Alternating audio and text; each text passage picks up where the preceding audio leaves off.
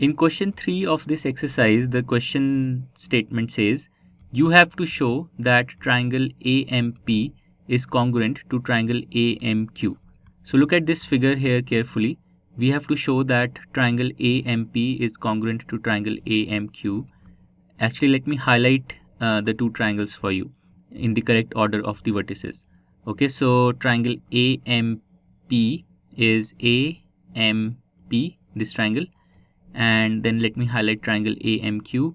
So we go from A to M and then to Q. So this is triangle AMQ, and we have to show that these two triangles are congruent. Then the question says, in the following proof, supply the missing reasons. So some steps of the proof are already given and we have to write the reason for each step. Okay, so in the first step it says PM equal to QM. So PM and QM are equal is what this step says, and we are asked the reason for this. Well, the reason is actually very simple. This is given to us in the figure. If you see, these indicators have been used, which mean that these two sides have been indicated to be equal. So the reason for this is simply given. Similarly, in step 2 we have angle PMA equal to angle QMA is the step written.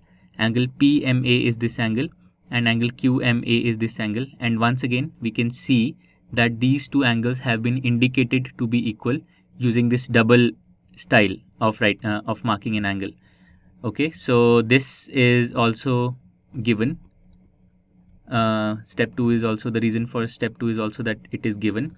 Then in step 3 it's written AM equal to AM. So AM and AM basically are equal, and this is simply because this segment is common to both the triangles. So we can simply write that this segment is common to the two triangles.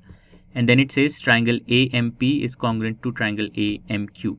So basically what congruence criterion has been used, that will be the reason for step 4.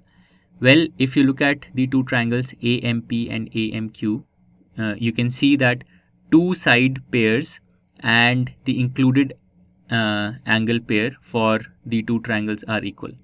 Okay, so two sides and the included angle in triangle AMP are equal to the corresponding two sides and the included angle in triangle AMQ, and this means that the SAS congruence criterion can be applied to claim this congruence. So these are the reasons for all the 4 steps, and this completes question number 3. To learn more about how QMath can help you crack school and board exams, explore QMath Leap, a live online classroom program run by highly experienced and committed teachers.